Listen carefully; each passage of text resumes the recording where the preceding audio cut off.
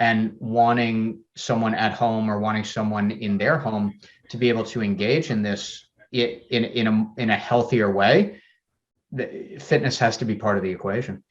Welcome to Clicks and Bricks Podcast. We talk about the entrepreneur mindset, everything from that Main Street brick and mortar to that billion-dollar manufacturer. Be sure to head over to clicksandbricksacademy.com so you can access all the resources to start improving your sales today. Welcome back, everybody, to today's episode of Clicks and Bricks. Today we have Eric Chessen with us. He's the founder of Autism Fitness. This is a project that I'm super passionate about.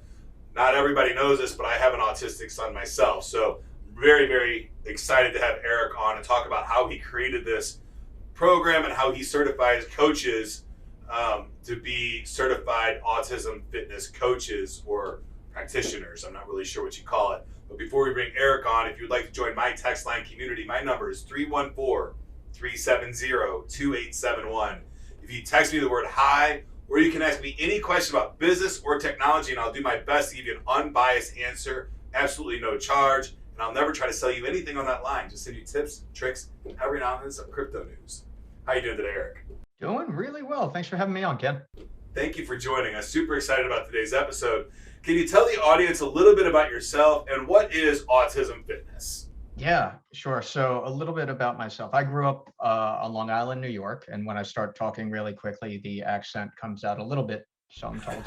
And now I'm down in Charlotte, North Carolina, where I operate Autism Fitness, both my one-to-one practice and our certification, which is worldwide.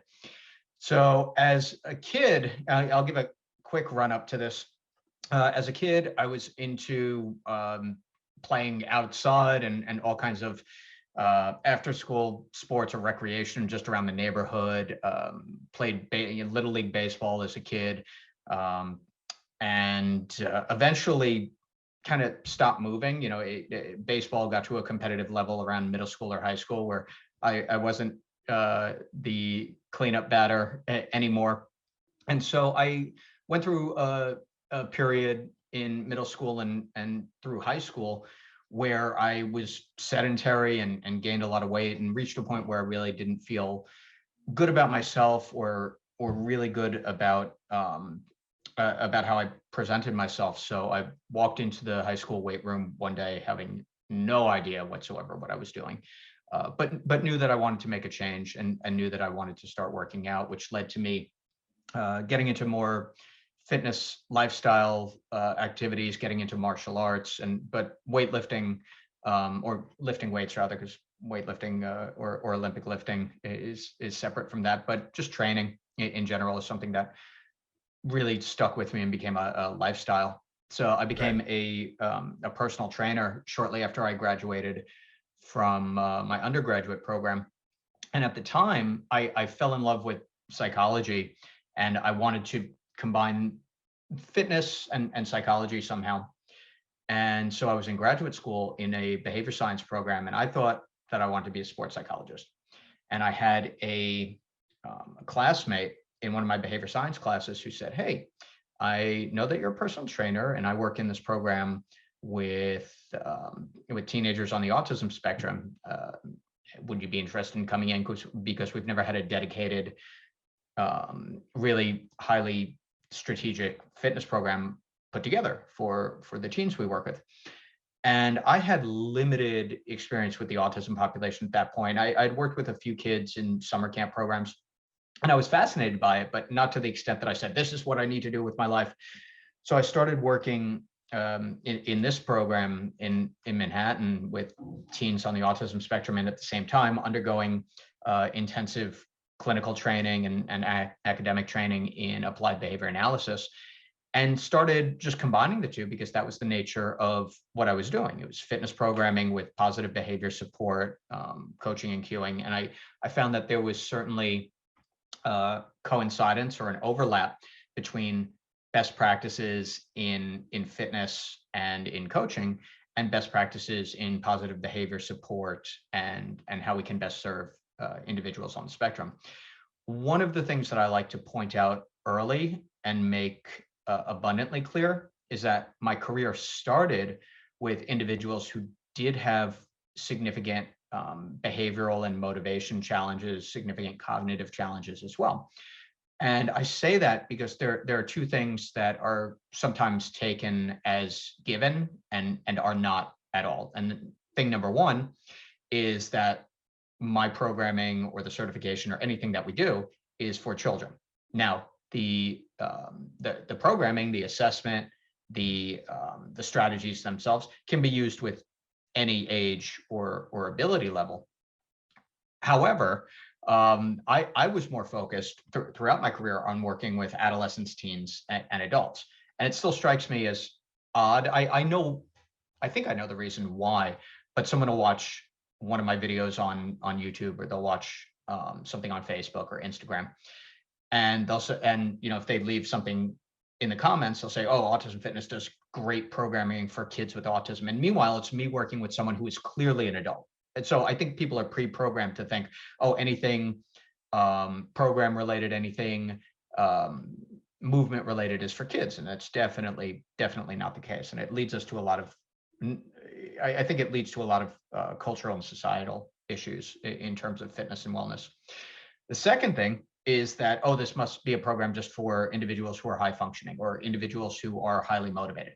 And, I can take you back to some videos where my athletes are having a really difficult time focusing or having meltdowns, or, I have some of the bite and scratch marks throughout my career to demonstrate that this is, again, not the case. It's not.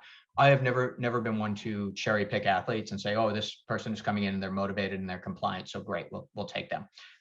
I've never turned anybody away in my one-to-one program. So yeah, because fitness should be a universal constant to be inclusive, for sure. Yeah. Oh, absolutely. Right. So absolutely. You can't say, oh, they're not. We wouldn't do that with anything else. We wouldn't say, oh, well, you're not motivated to wash your hands, so you don't have to learn how. Like if you consider that fitness is a life skill, which is what I've been doing for the past 20 years, is this conversation that fitness is a life skill for people, because it is going to translate to more independence, to greater skills and activities of daily living, then it needs to be accessible for everybody else. So I spent a good 15 years working one-to-one, small groups, working in research programs. And then I developed the Autism Fitness certification, basically because I wanted to put something out there education-wise that was structured.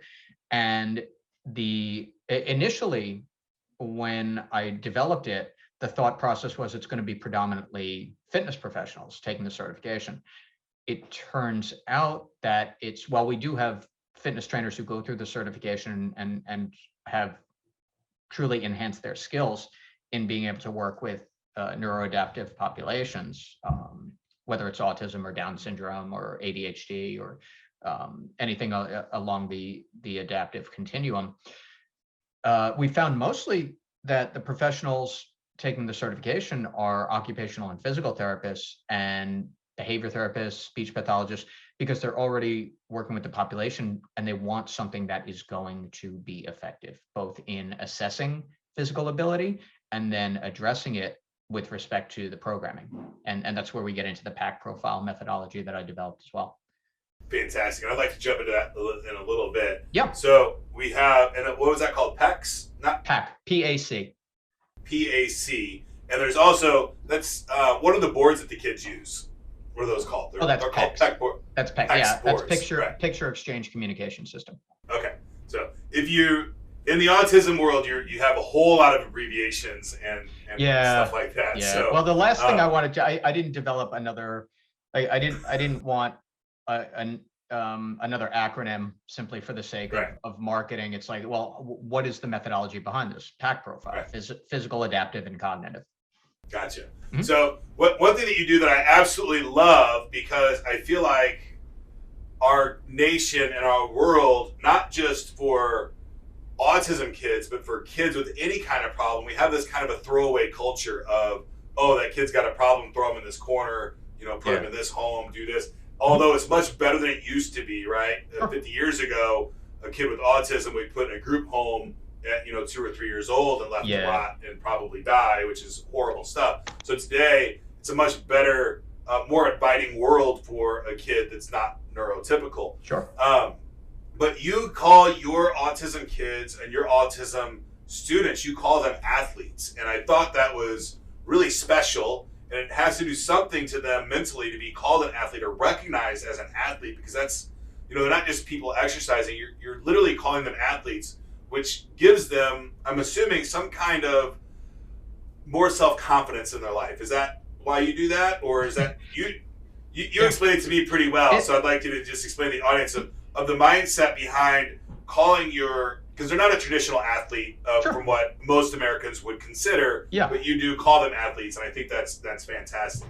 Thank you. The way that came about was I'm a fitness coach or a fitness professional first and foremost. So I think, well, I don't want to call them clients because it always struck me as it sounds too much like a lawyer, like, oh, I'm going to the gym to see my clients. And then I like to broaden the definition, and I am not a semantics person for the most part. I don't know, it needs to be called this but what I like is that if I refer to them as athletes, to broaden the definition, if you're moving on a regular basis and you're getting stronger, getting more stable, developing better motor planning skills, to me, you're an athlete, and you don't need to be playing a sport specifically. You have strength athletes, you have general fitness athletes. I think that broadening the definition is a lot more inviting. What it does for my athletes, I can't say that I know necessarily. I think their families really appreciate it. And I do get, similar to your reaction, people will think about it for a second too. So I think that it invites a really welcoming thought process. And for my athletes, because they vary so much in their cognitive abilities and how they process things, and also how they relate verbally or non-verbally, and what their expressive communication is like. The truest answer I can give you is I don't know all the time. I refer, okay, this is one of my athletes, and they can internalize that, and it could be great for them. Self-esteem is tricky with the autism population, because I can throw that label onto somebody and say, oh, we're going to raise their self-esteem through fitness. Again, the truth is I don't know. I can see things. I'm only going to label what I can see. So if I see an athlete who is initiating an exercise, or they seem like they are motivated or increasingly motivated to participate in a particular exercise or activity, I can say, all right, well, it appears as though they are more motivated, they're more engaged, and they're more focused. So if I have an athlete who in their first 2 or 3 sessions would step over 2 hurdles and then wander off to the side of the gym, and now they're stepping over 4 or 5 hurdles in a row and waiting for the next exercise to be presented, I can say something good is happening. So I can label that as, okay, there's higher motivation to stay on task. Right. Self-esteem is a tricky one, and I don't want to just throw that around and say, oh, well, automatically there's self-esteem, because I don't know how that lands for them. I don't know what their internal state is. So rather than saying, oh yeah, sure, self-esteem, absolutely, self-actualization, like I would rather just deal in the realm of what I can demonstrate and what I have the most evidence to be true. And those are 2 things that, if whether they're working with me or one of our certified pros, they are going to begin moving better and strengthening and stabilizing. And we will find some aspect of exercise that is reinforcing for them, because I know I can deliver on those 2 qualities. Right. Fantastic. I'm in a few autism groups on Facebook and stuff like that. And I talk to, I wouldn't say a lot, but a couple times a week, I'll talk to an adult with autism on Facebook. And it's really great, the community that we can have, and using social media for good things. And I know that I get this, very frequently. There's not a lot of programs for people like me and things like that. So totally phenomenal what you're doing. I love it. If you're a business owner, what Eric's done is he's really taken that approach. If we talk about narrowing down to a specific niche, he really drove it home, right? He went right for autism, for fitness. And most of my viewers know that I own a gym. So I'm pretty familiar with what physical training and personal training sessions cost. Can you tell us a little bit about how you can charge differently because you're so niche? Yeah, I look at it at the way that I create my pricing structure, whether we're consulting or one-to-one or even the certification, we're offering something at a very high level of professionalism and practice. There is a highly advanced education process and coaching process, and the truth is that not everybody can do this. So even in our certification, we're not looking for people who are just there, oh, I want CEUs, or I just want the credit, or I've never worked with the autism population before, but I think this can be cool. How fast can I get through this curriculum? That I want to filter that out. I want people who are dedicated. I want people who have the innate skill set, that the patience, the understanding, and the ability to be flexible and empathetic with the individuals that they're serving. So it's niche within a niche, because we are not, it's not even just a niche population. It's highly advanced and strategic programming that has definitive outcomes for this population. So when you're looking at that ability level combined with the education, yeah, you're dealing with something that comes as a premium. So and it's also the exercise science background of it as well. I'm sure as a gym owner, you can appreciate that just a bunch of exercises thrown together does not constitute an effective program. Right. So and that's one question that I get frequently enough from parents, like, oh, I have a 17-year-old, what exercises should we do? My answer is, I don't know. I don't know anything about them. You just told me their age, and that's about it. So there's a lot of strategy and planning behind every aspect of that program. If you're going to deliver that, you have to be operating at a pretty damn high level in terms of your professional practice. Absolutely, yeah. And I own a gym, and I own a niche gym. It's a boxing school, right? So we always focus on train for your sports, right? Mm-hmm. So we're not marathon runners, so we don't run marathons. We jog and we do wind sprints, right? We use a lot of heavy bag work, and we jump rope a whole lot, mm-hmm. right? So fantastic. So that's a great way to niche it down. And depending on the community, if you're in physical therapy and you wanted to add this in, and you're working with the autism group and you want to add fitness in, or if you have a highly focused, high-end fitness studio already, you wanted to think about adding autism in because you have some passion for that community, this would be a great way to do that. And the billable rate is 2 to 5 times higher than what it would be for training an individual person. You have to consider with, especially on a youth with autism, you're not just giving the parents you're not just giving the child the fitness, you're also giving the parents a little bit of a break and mm-hmm. potentially a lot of education on how they can handle their child better at home, right? So yeah, it's usually one of the two. I have parents that become so enamored with it that they want to take the certification themselves, and then I have parents who just cherish that respite aspect of it.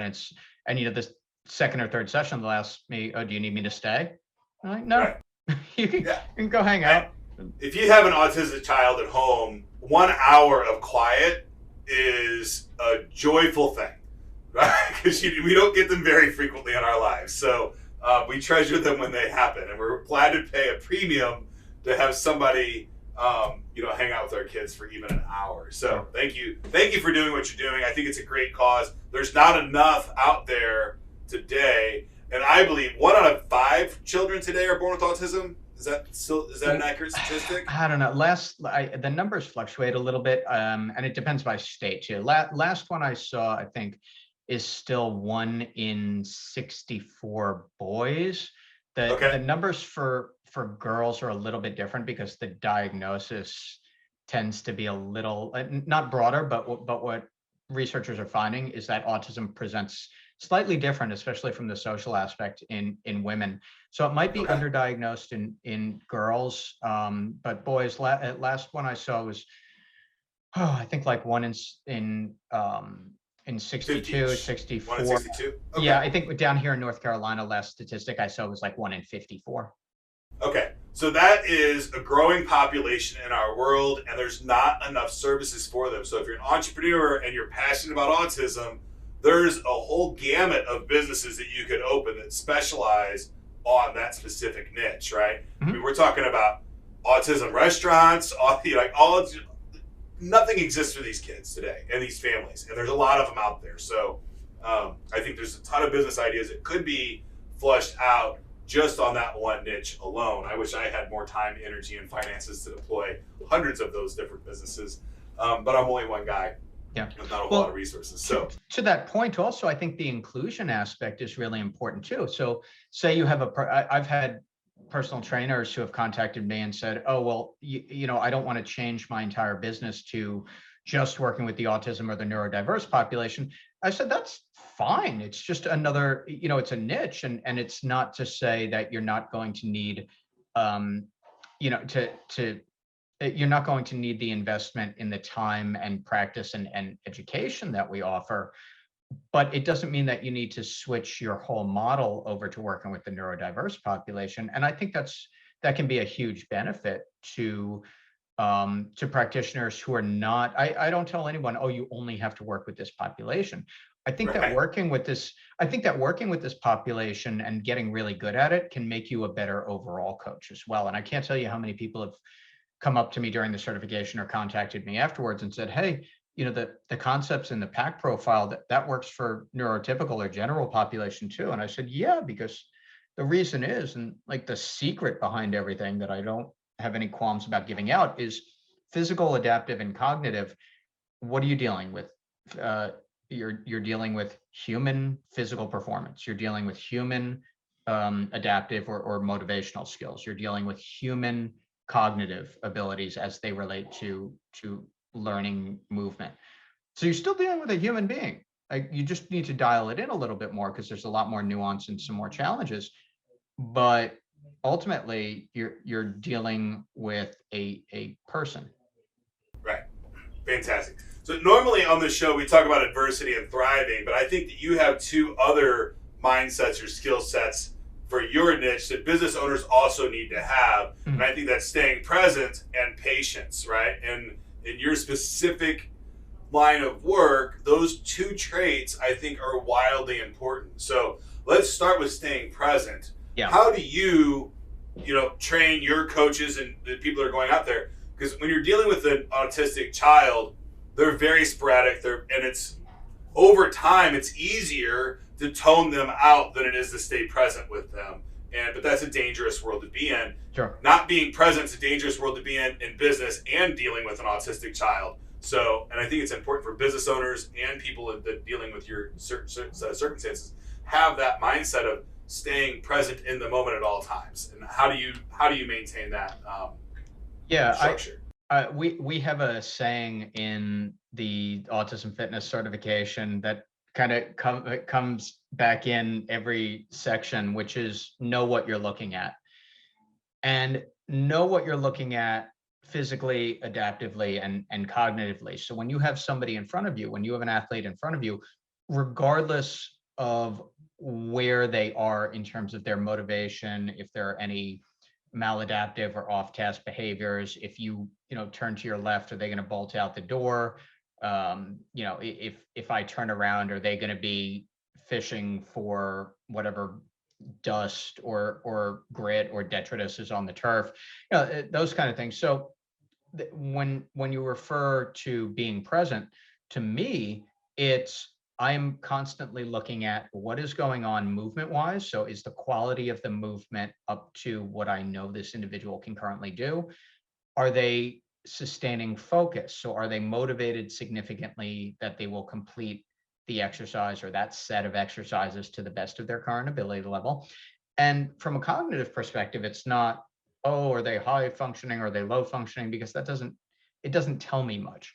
What I do want to know is at what level of support via prompting and cueing, via visual supports, at what level of support are they going to be successful? And where can I back off a little bit and allow them the most independence possible? So, for example, I was working with one of the coaches that I consult with this morning, and we were reviewing video on Zoom, and with his athletes' overhead presses, I said, "Oh, try prompting from the elbows instead of from the wrists. You'll have more control, and they'll be able to perform the exercise a lot better with a lot less like jerky motion in the press and then in the lowering phase too." So it's these little things with coaching and cueing that make a big difference, because you can't just say, okay, do this exercise, and then they're going to do it correctly. Or they do it in a way that is going to invite certain breakdowns in the movement pattern, which we don't want either. We don't want to teach faulty movement. So we need to figure out where they're starting, where they're at right now, and how do we best support that in all three areas there. So you have to be present in order to be constantly looking at three areas of ability.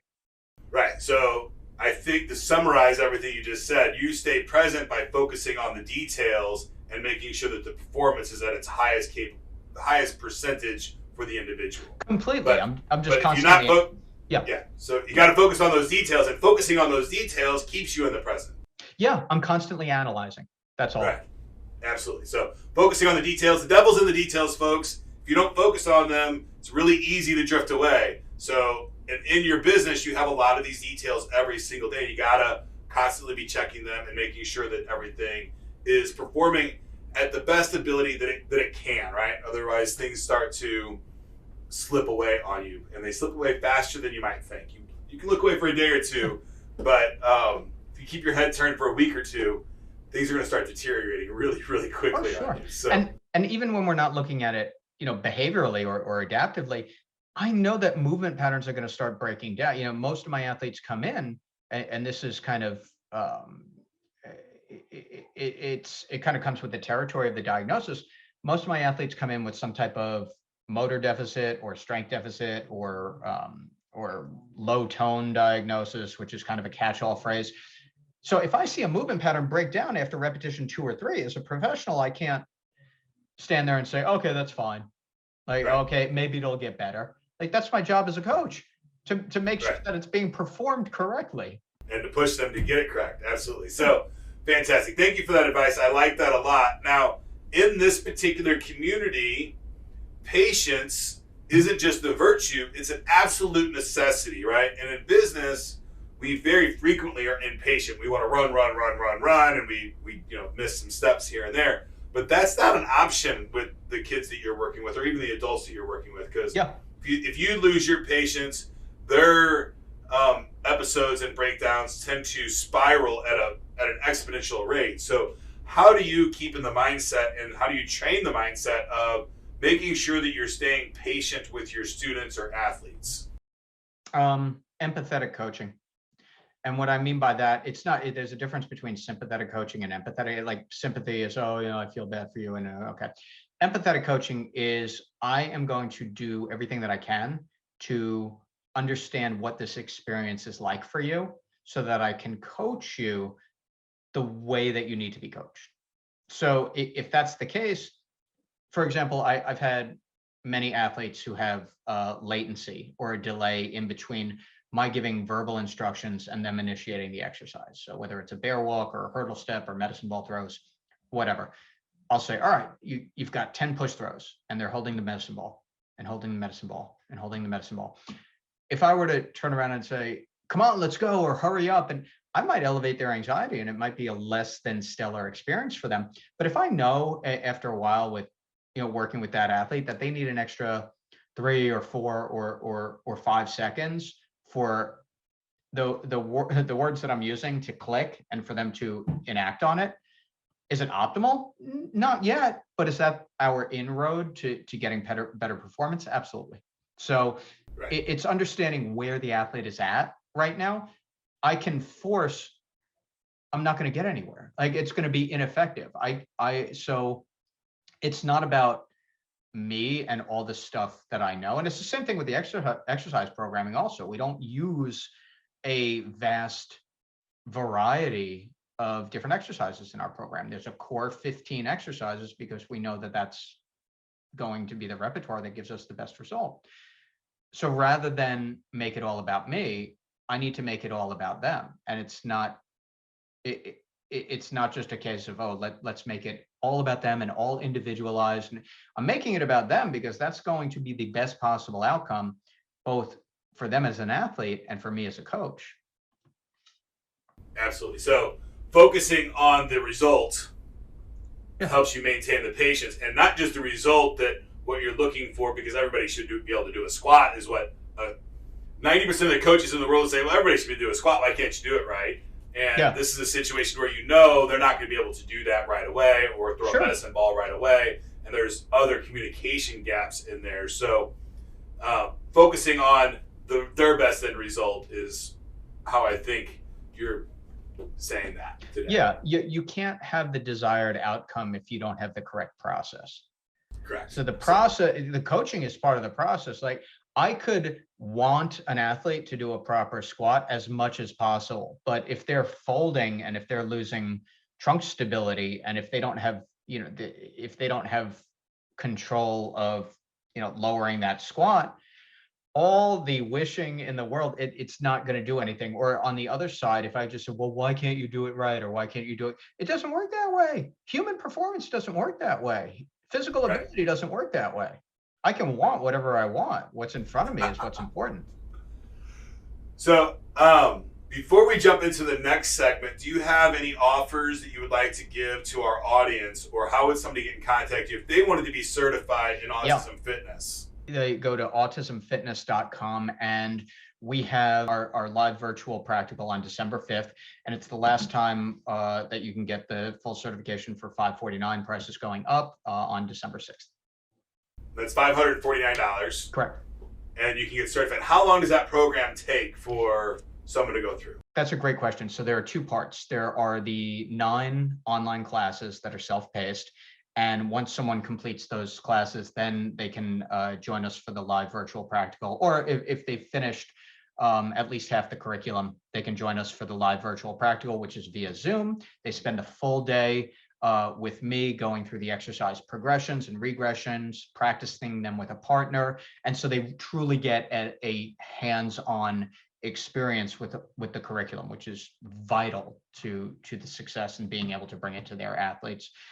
Typically takes attendees 4 to 6 weeks to complete those 9 online sessions, plus the quizzes and the reading material. Okay. And if I have a gym today and I wanted to bring this in, do I certify one of my head coaches and they certify the rest of my team, or does everybody on my team that wants to participate in this curriculum have to be certified? Everyone would have to get certified. Yeah, it's a 3-tier certification. So at our level 3, our master level trainers will be able to teach the level 1 certification. Okay, fantastic. So, and this is a curriculum that you created, and it's your curriculum and all that. Can you tell the audience about what that is? Like, deep dive into what the curriculum is, and what motivated you to create it? Yeah. Well, I'll work backwards from that. What motivated me to create it was there was no standard for delivering fitness and even like adapted physical education, and as evidenced by all of the adapted PE coaches who have gone through the certification at this point. There was no standardized curriculum or best practices, and I wanted to have something there. That's why I created it, and also to have a structured educational component to Autism Fitness as well. So if someone says, oh, how can I do this? Well, this is how you can do it. How can I learn from you? How do I learn how to do this? You learn through the certification. So that was the motivation to create it, to have something of a very high quality and accessibility there, especially since we've moved it all virtually now.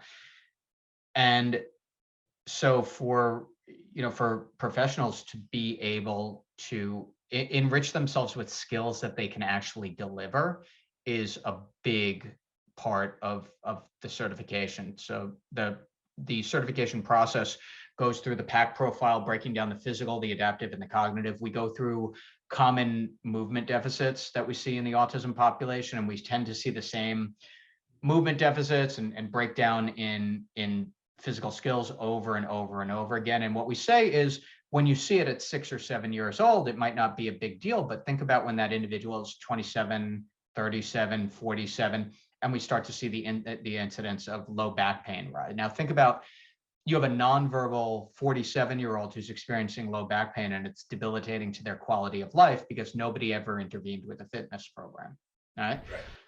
So we go through what are these common deficits and issues that we see with the autism population, and then we get into the adaptive or motivational component. We go over positive behavior support strategies. And then with respect to coaching and cueing, again, it's not so much, oh, high functioning versus low functioning. It's how best does this particular athlete use this, learn this particular exercise. So we get into how to coach a particular exercise, what words to use, what words to not use, how much verbal instruction is appropriate. Really, what we're doing is creating a structure. We're giving people a structure that is contingency based. If you see this, then do that. That has been validated over and over and over. And the amount of certified pros who take the certification and then the next day they go and work with their athletes and they say, this turned my entire program around. We just get that feedback over and over and over because the concepts and the strategies are universally applicable, whether we're talking about the autism population, Down syndrome, cerebral palsy, any of the neuroadaptive population. I started and my real focus is working with the autism population, but these are exercises and programming strategies that are near universal in their application. Absolutely. Thank you so much. That's awesome that you saw that gap in society and started the process to fill it. I think it's fantastic. Thank you so much for everything that you do. I feel like we're in a particular time in our world where technology is changing, and we're on the brink of some new changes. Yep. For sure, with everything that's going on with virtual reality, augmented reality, blockchain, cryptocurrency, all of these decentralized everything. So how do you see technology changing your industry in the future? And I think you can go on this. I don't really care if you go down the autism support path, the fitness path, the fitness for autism.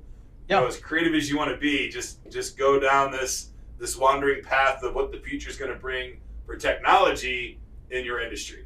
Yeah, I think for me, it's mostly on the communication side and the deliverability of the certification, especially during the pandemic.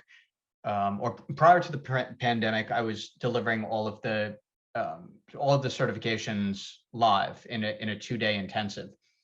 And then, of course, when COVID hit and we had to cancel 15 seminars, we said, all right, well, how are we going to do this? So we created the online curriculum with the virtual live practical. And what I did, because I was so skeptical of it, I invited many of our core certified pros, people who had taken their first certification 5 years ago, people who were in the level 2 program. And I said, guys, you are cordially invited to sit on this.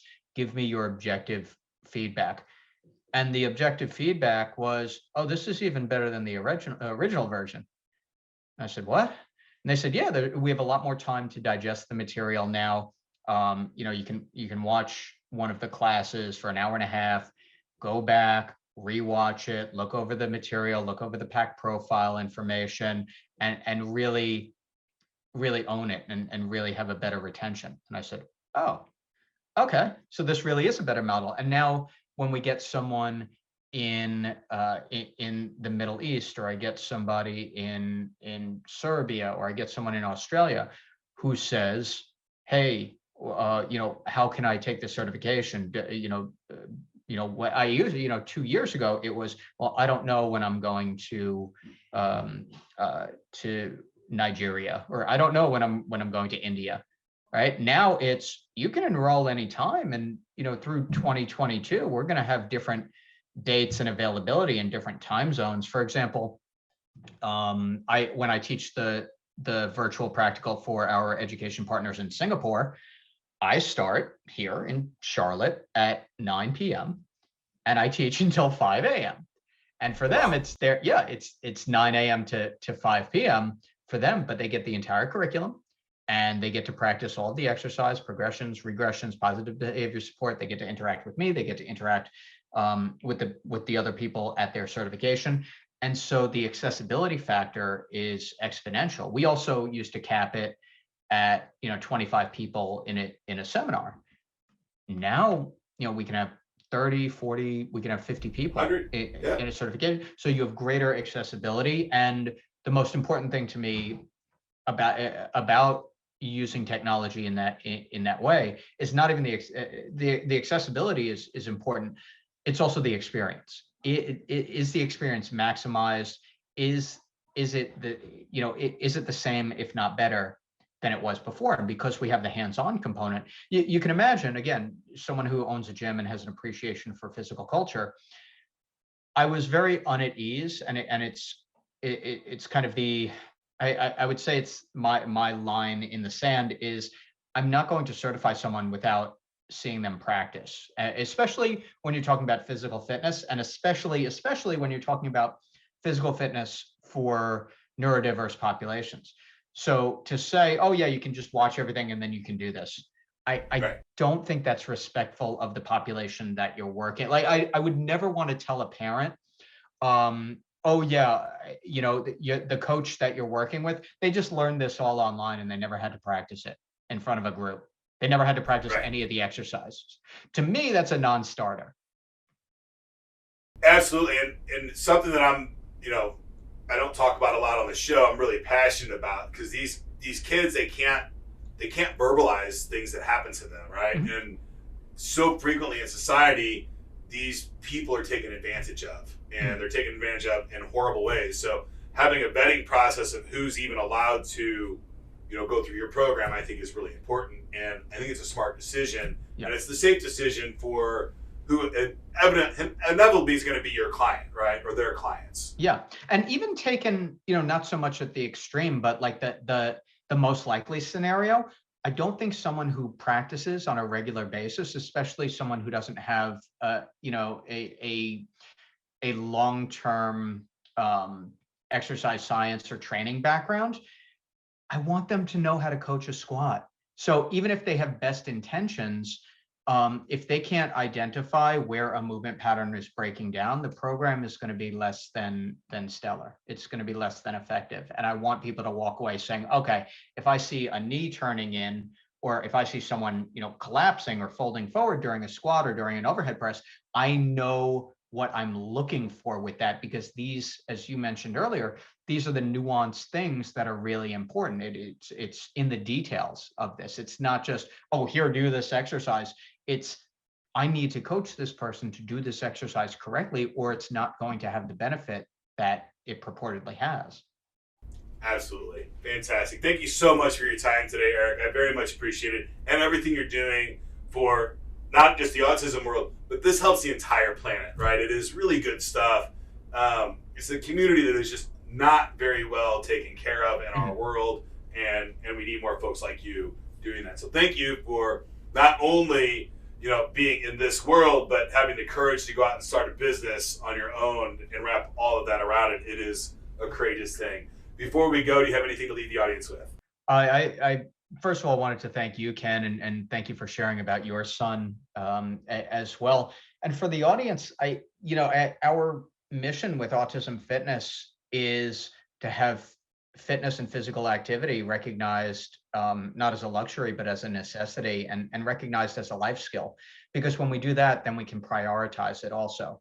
So it's not just about being active and building muscle or doing sports.